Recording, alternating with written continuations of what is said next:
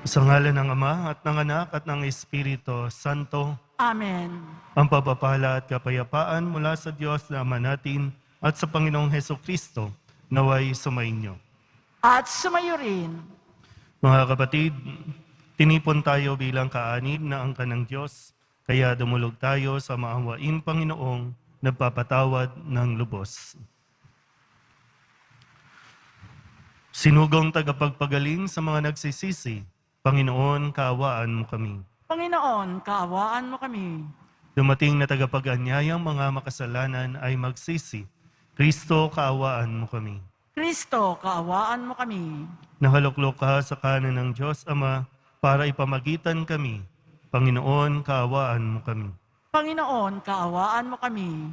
Kaawaan tayo na makapangyarihang Diyos, patawarin tayo sa ating mga kasalanan, patnubayan tayo sa buhay na walang hanggan. Amen. Manalangin tayo. Ama naming makapangyarihan, lubos mong akitin sa iyo ang aming kalooban upang lagi naming pag-ukulan ng pagpapahalaga ang kaisa-isang talagang kailangan. At sa pagganap namin sa iyong pagmamahal, kami naway makapag-ukol ng pagsamba sa iyong ngalan sa pamamagitan ng Jesucristo kasama ng Espiritu Santo magpasawalang hanggan. Amen. Magsiupo muna po ang lahat. Pagbasa mula sa aklat ng Deuteronomio. Sinabi ni Moises sa mga tao, ngayon ay ibinigay nga sa inyo ng Panginoon ang mga tungtunging ito. Sundin ninyo ito ng buong puso't kaluluwa. Ipinahayag ninyo ngayon na ang Panginoon, ang inyong Diyos. Lalakad kayo ayon sa kanyang daan. Susundin ang kanyang mga tuntunin at didinggin ang kanyang tinig. Ipinahayag naman niya sa inyo na kayo'y kanyang bayan, tulad ng kanyang pangako. At dapat ninyong sundin ang kanyang mga tuntunin. Palalakihin niya kayo higit sa ibang bansa upang maging kapurihan niya, karangalan at kadakilaan. At ang tulad ng sabi niya, kayo ay isang bansa na nakatalaga sa Kanya.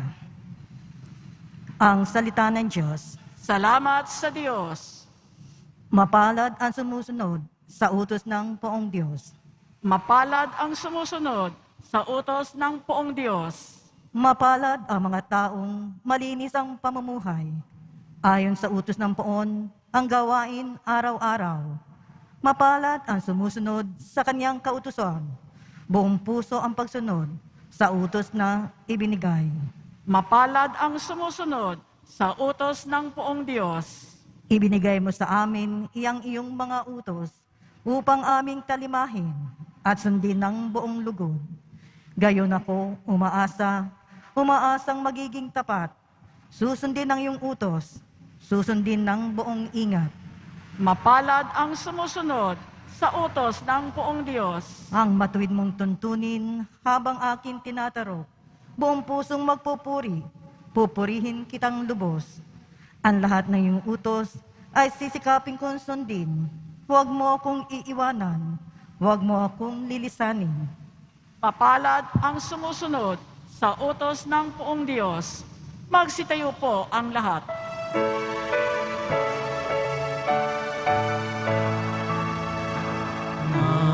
Nagpupuri kami sa'yo, Panginoong Jesucristo.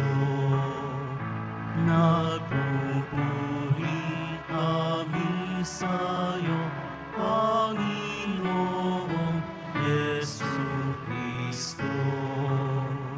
Ngayon'y panahong marapat, panahon ng pagliligtas, araw ngayon ng pagtawag, upang makamit ang habag ng Panginoong matapat. Nagpupuri kami sa'yo, Panginoong Jesucristo. Sumainyo ang Panginoon. At sumayo rin. Ang mabuting balita ng Panginoon ayon kay San Mateo. Papuri sa iyo, Panginoon. Noong panahong iyon, sinabi ni Jesus sa kanyang mga alagad, "Narinig na ninyong sinabi, ibigin mo ang iyong kaibigan at kapuotan mo ang iyong kaaway. Ngunit ito naman ang sabi ko, ibigin ninyo ang inyong mga kaaway at idalangin ninyo ang mga umuusig sa inyo, upang kayo'y maging tunay na anak ng inyong amang nasa langit. Sapagkat pinasisikat niya ang araw sa masasama at sa mabubuti, at pinapapatak niya ang ulan sa mga banal at sa mga makasalanan. Kung ang mga umiibig sa inyo ang siya lamang ninyong iibigin, ano pang gantimpala ang inyong hihintayin? Hindi ba't ginagawa rin ito ng mga publikano? At kung ang binabati lamang ninyo'y ang inyong mga kapatid, ano ang nagawa ninyong higit kaysa iba? Ginagawa rin iyon ng mga hintil. Kaya dapat kayong maging ganap gaya ng inyong amang nasa langit." Ang mabuting balita ng Panginoon. Pinupuri ka namin, Panginoong Heso Kristo. Magsiupo muna po ang lahat. Isang magandang araw po sa inyong lahat. Ang sigaw po ng Salmong Tugunan, ang kanya pong dasal, mapalad ang sumusunod sa utos ng Diyos. Mapalad ang sumusunod sa utos ng Diyos. Balikan po natin yung ilang mga habilin, mga utos, mga tuntunin na ibinigay sa atin ng Poong Jesus Nazareno. Pakatandaan natin ng mabuti ito nang sa ganon, kapag tayo po ay nasa isang sitwasyon, mayroon po tayong panghahawakan o paghuhugutan ng lakas para magawa natin ang mga bagay na nais ng Diyos na gawin natin. Nung Lunes, ang sinasabi po ni Jesus, sinasabi ko sa inyo, nang gawin ninyo ito sa pinakahamak sa mga kapatid kong ito ay sa akin ninyo ginawa. So kung pinagdamutan natin ang ating kapwa, pinagdamutan natin ang Diyos. Kung nagmagandang loob ka sa iyong kapwa, nagmagandang loob ka sa Diyos. So ano man ang ginagawa natin sa ating kapwa, lagi nating isipin na ito ay para sa Diyos. Lokohin man tayo, pagtaksilan man tayo, mas piliin pa rin natin gumawa ng mabuti dahil di natin alam, maring yan na ang Panginoon na nasa anyo ng taong nangangailangan ng iyong tulong. Noong Martes, ang sabi ni Jesus, sapagkat alam na ng inyong Ama ang inyong kinakailangan bago pa ninyo hingin sa Kanya. Yung panawagan po, na sabi po doon, kung magdadasal kayo, ganito ang inyong sabihin. At yun yung nagiging dasal natin lagi. Yung itinuro sa atin ng Panginoon, ng Poong Nazareno, ang Ama namin. Pero tandaan mo, alam ng Diyos kung ano ang kailangan mo. Kaya lagi natin pinapaalala, yung hinihingi mo ba, kailangan mo ba talaga yan? O kapritsyo mo lang yan? Mabubuhay ka ba ng wala yan? O naiinggit ka lang sa iba na mayroon? Tandaan mo, alam ng Diyos ang iyong kailangan. Nung Miyerkules, ang sabi naman, kung paanong naging isang palatandaan si Jonas sa mga taga-Ninibe, gayon din naman, magiging palatandaan sa lahing ito ang anak ng tao. Ano ba yung palatandaan ni Jonas? Di ba ipinahayag ni Jonas yung pagsisisi, paghingi ng tawad sa mga taga-Ninibe. Sa loob ng 3 araw na siya po ay nasa loob ng balyena o ng malaking isda at pagkatapos nun ay nagawa niya na ang kanyang misyon. Kung kaya't naligtas ang mga taga Ninive. At ganun din ang nais ng Poong Jesus Nazareno sa atin. Ang tayo po ay mailigtas. Nung Huwebes naman, ang sabi ni Jesus, humingi kayo at kayo'y bibigyan. Humanap kayo at kayo'y makasusumpong. Kumatok kayo at ang pinto'y bubuksan sa inyo. Pero pinaunawa niya, bibigyan ba ng ahas o humihingi ng isda? O, hindi pwedeng yung kumbaga, bakit ganon? Sinabi, kumatok, bubuksan, humingi, bibigyan. Bakit hindi binibigay?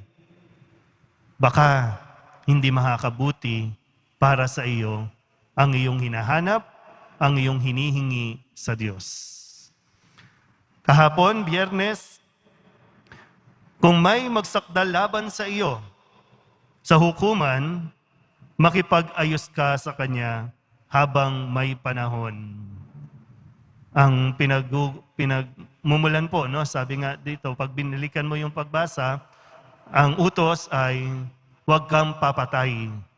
Pero bago umabot sa pagpatay, ayusin na ang mga alitan, ayusin na ang mga hindi pagkakaunawaan bago pa mahuli, bago pa tayo humantong sa ating hukom, ang nag-iisang hukom natin, ang Diyos. At ngayon, muling pinapalalim pa ni Jesus, ng Poong Nazareno, ang utos na kanyang ibinigay.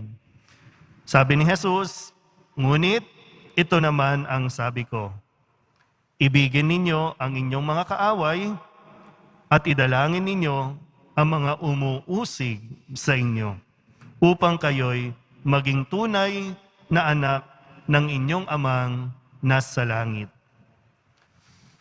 Mahirap. Mahirap. Pero hindi imposibleng gawin. Bakit ba?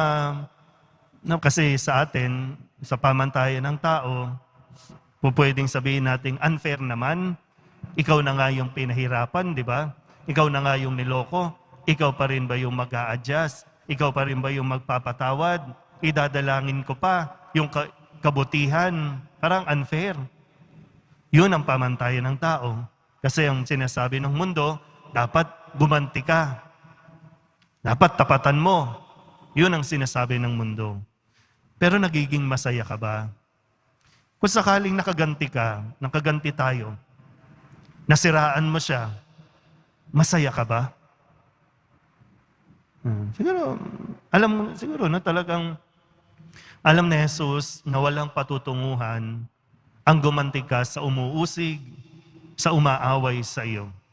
Bagamat nagiging mahirap para sa iyo ang iyong buhay, no, dahil sa kagagawan, dahil sa hindi magandang ginagawa ng ibang tao, pero alam ng Diyos, mas tahimik ang buhay mo kaysa sa mga umaaway at gumagawa ng masama sa iyo. Ay kung gusto natin talagang magkaroon ng panatag o mapayapang pagtulog, ito yung pagsikapan natin na huwag nang isipin kung paano makakaganti, kung paano, yung para bang minsan umaabot tayo sa punto na ang dasal natin, iba na eh. Ang dasal natin, sana mamatay na yan eh. Yun na yung dasal natin. Pero ang hamon sa atin ay maging mabuti pa rin kahit na may gumagawa ng masama sa atin. Sana po, sa tamang konteksto ha, iba naman po yung lantaran na tapos wala ka pang ginagawa. No? Iba yon ha. Yung alam mong naging mabuti ka naman sa kanya o sa ibang tao, pero sadyang hindi natin maisip, lubos na maisip, bakit magagawa niya yun sa iyo? Sa umpisa, sige lang, pagdaanan mo, no, damahin mo yung sakit, no, yung pagsira sa tiwala mo, so okay lang yan. No? Pero ang sinihiling ng Poong Nazareno ay yung lagi pa rin tayong mag-isip ng mabuti at ikabubuti sa ating kapwa kahit tayo po ay pinag-iisipan ng masama. Sabi naman po, lagi ka naman makakapili ng taong nais mong samahan. Baka hindi niya deserve na makasama ka, maging kaibigan ka, baka hindi niya deserve. At deserve mo ang isang maligayang buhay, maayos na buhay. Huwag mo nang isipin, para makatulog ka na ng mahimbing, huwag ka na mag-isip kung paano makakaganti. Maraming paraan, sa tamang paraan, sa mabuting paraan, para maitama yung kasalanan o pagkakamaling nagawa sa iyo. Huwag nating hayaan dahil sa pera, nagkakasumpaan tayo. At yun yung minsan nagiging dahilan ng pag-aaway-away ng bawat isa. Pera lang yan. Ang pera, pwede pang maipon, pwede pang maibalik. Pero kapag umantong sa patayan, sa sumpaan, walang kapanatagan sa puso natin yan. Yan muli, paalala sa atin ang ating salmo, mapalad ang sumusunod sa utos ng Poong Diyos. Amen. Magsitayo na po ang lahat. Minamahal kong mga kapatid, taglay ang pagtitiwala, lumapit tayo sa mapagpatawad na Ama na ang habag sa atin ay walang hangganan at walang katapusan. Ang ating pong itutugon, Panginoon, gawin mo kaming ganap sa iyong pag-ibig. Panginoon, gawin mo kaming ganap sa iyong pag-ibig. Ang simbahan naway maging buhay na halimbawa ng pagpapatawad at habag na ipinakita ni Jesus. Manalangin tayo. Panginoon, gawin mo kaming ganap sa iyong pag-ibig. At tinawang kaawaan ang mga taong nakasakit, nakapinsala o nagdulot ng mga paghihirap sa atin. Manalangin tayo. Panginoon, gawin mo kaming ganap sa iyong pag-ibig. Sa tulong ng biyaya ng Diyos, naway mapatawad natin ang ating mga kaaway. Manalangin tayo. Panginoon, gawin mo kaming ganap sa iyong pag-ibig. Sa mga may sakit, matatanda, at mga pinabayaan, naway ating ipadama ang ating pagmamahal at habag. Manalangin tayo. Panginoon, gawin mo kaming ganap sa iyong pag-ibig. Idalog din natin sa Panginoon ang ating mga personal na kahilingan at mga panalangin para sa ating mga pamilya. Ganon din ang lahat ng mga misang pasasalamat, espesyal na intensyon at mga kaluluwa na hinihiling na ipagdasal sa misang ito.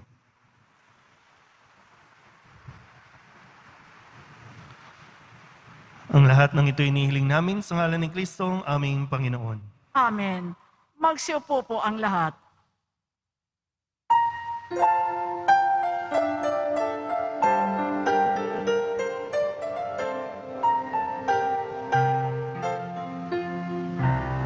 Sa'yo, Ama, aming handog, ang tinapay at alak na ito, handog ng iyong bayang sumasamot, humihingi ng patawad mo. Magsitayo po ang lahat. Manalangin kayo mga kapatid upang paghahain natin ang kalugdan ng Diyos amang makapangyarihan. Tanggapin nawa ng Panginoon itong paghahain sa iyong mga kamay sa kapurihan niya at karangalan sa ating kapakinabangan at sa buong sambayanan niyang banal.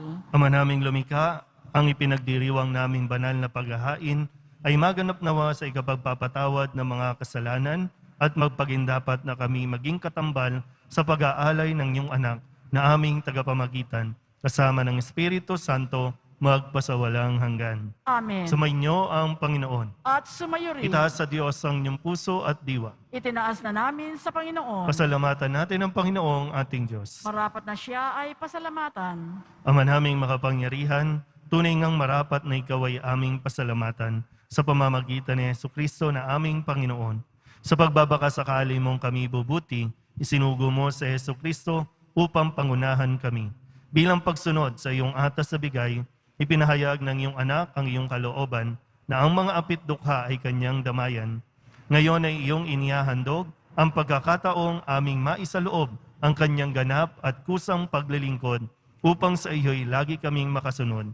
Kaya kaysa ng mga anghel na nagsisiawit ng papuri sa iyo nang walang humpay sa kalangitan, kami nagbubunyi sa iyong kadakilaan.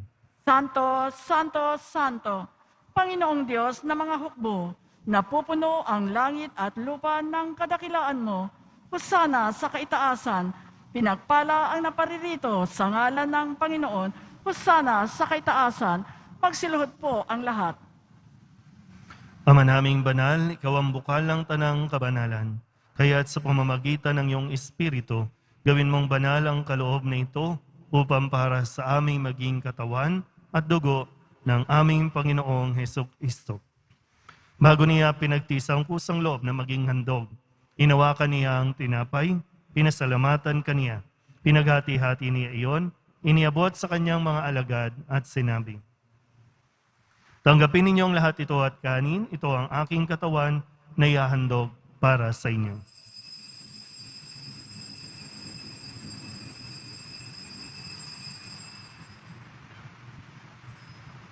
Gayun din naman nang matapos ang hapunan, hinawakan niya ang kalis, muli kaniyang pinasalamatan. Iniabot niya ang kalis sa kanyang mga alagad at sinabi, "Tanggapin ninyong lahat ito at inumin. Ito ang kalis ng aking dugo, ng bago at walang hanggang tipan, ang aking dugo na ibubuhos para sa inyo at para sa lahat, sa ikapagpapatawad ng mga kasalanan. Gawin ninyo ito sa pag-alaala sa akin."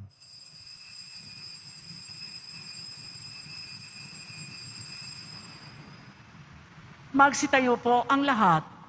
Ipagbunyi natin ang misteryo ng pananampalataya.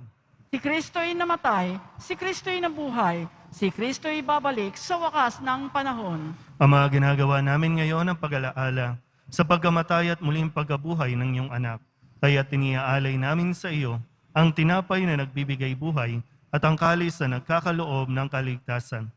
Kami napapasalamat dahil kami iyong minarapat na tumayo sa harap mo para maglingkod sa iyo. Isinasamo namin kami magsasalo-salo sa katawan at dugo ni Kristo ay mabuklod sa pagkakaisa sa pamamagitan ng Espiritu Santo. Ama, lingapin mo ang iyong simbahang laganap sa buong daigdig. Puspusin mo kami sa pag-ibig kaysa ni Francisco na aming Papa at ni Jose na aming Obispo at ng Tanang Kaparian. Alalahanin mo rin ang mga kapatid naming nahimlay na may pag-asang sila'y muling mabubuhay, gayon din ang lahat ng mga pumanaw. Kawaan mo sila at patuloyin sa iyong kaliwanagan. Kawaan mo at pagindapating kaming lahat na makasalo sa iyong buhay na walang wakas. Kaysa ng mahal na Birhen Maria na ina ng Diyos, ng kabiyak ng puso niyang sa San Jose. Kaysa ng mga apostol at ng lahat ng mga banal na namuhay dito sa daigdig ng kalugod-lugod sa iyo.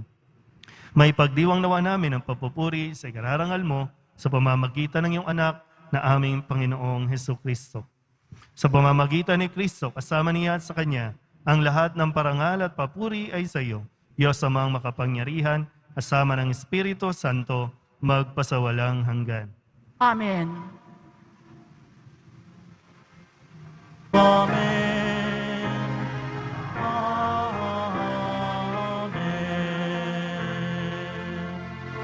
Buong kababaang loob tayong tumawag sa ating Panginoon ng Ama namin.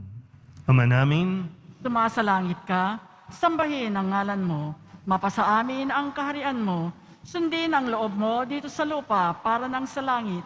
Bigyan mo kami ngayon ng aming kakanin sa araw-araw at patawarin mo kami sa aming mga sala para nang pagpapatawad namin sa nagkakasala sa amin at huwag mo kaming ipahintulot sa tukso at iadya mo kami sa lahat ng masama. inihiling namin kami iadya sa lahat ng masama, pagkalooban ng kapayapaan araw-araw, iligtas sa kasalanan at ilayo sa lahat ng kapahamakan, samantalang aming pinananabikan ang dakilang araw ng pagpapahayag ng tagapagligtas naming si Hesu Kristo. Sapagkat iyo ang kaharian at ang kapangyarihan at ang kapurihan magpakailanman. Amen. Panginoong Hesu Kristo, sinabi mo sa iyong mga apostol, kapayapaan ang iniiwan ko sa inyo, ang aking kapayapaan ang binibigay ko sa inyo. Tunghayan mo ang aming pananampalataya at huwag ang aming mga pagkakasala. Pagkalooban mo kami ng kapayapaan at pagkakaisa ayon sa iyong kalooban, kasama ng Espiritu Santo, magpasawalang hanggan. Amen. Ang kapayapaan ng Panginoon ay laging sumainyo. At sumayo rin. Magbigyan po tayo ng kapayapaan sa isa't isa. Kordero ng Diyos na nag-aalis ng mga kasalanan ng sanlibutan, maawa ka sa amin. Kordero ng Diyos na nag-aalis ng mga kasalanan ng sanlibutan, maawa ka sa amin. Kordero ng Diyos na nag-aalis ng mga kasalanan ng sanlibutan, ipagkaloob mo sa amin ang kapayapaan.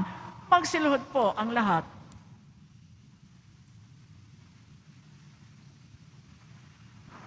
Ito ang kordero ng Diyos. Ito ang nag-aalis ng kasalanan ng sanlibutan. Mapalad ang may naanyayahan sa kanyang piging.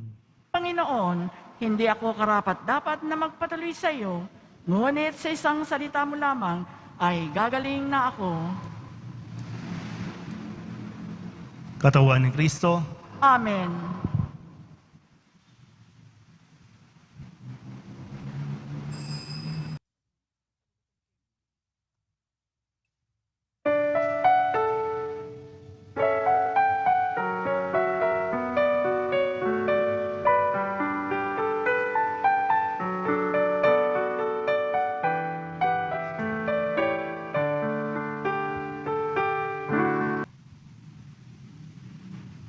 manalangin tayo. Ama naming mapagmahal, sa iyong kagandahang loob ay lagi mong subaybayan ang iyong pinapakinabang sa piging mong banal upang ang iyong pinuspos ng lakas mong bigay ay makasalong lagi sa ligaya ng mga hirang sa pamamagitan ni Yesu Kristo kasama ng Espiritu Santo magpasawalang hanggan. Amen. Sumainyo ang Panginoon. At sumayo rin. Manalangin tayo para sa pagbabasbas. Mahal na pong Jesus Nazareno, inihayag mo sa pamamagitan ng krus ang walang maliw na pag-ibig ng Diyos sa sangkatauhan. Pakinggan mo ang kahilingan ng iyong angka na nagsusumamo sa iyo. Makamtanawa nila ang iyong katugunan at tanggapin ang kasagutan ng may utang na loob na tinatanaw. Basbasan din po ninyo ang mga dala-dala nilang mga imahin at dasalan at lahat ng mga may karamdaman.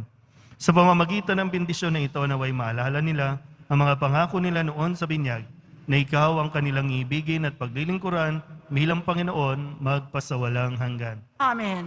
At papalain kayo ng makapangyarihang Diyos, Ama at Anak at Espiritu Santo. Amen. Umayo kayong taglay ang kapayapaan ng poong Jesus Nazaren.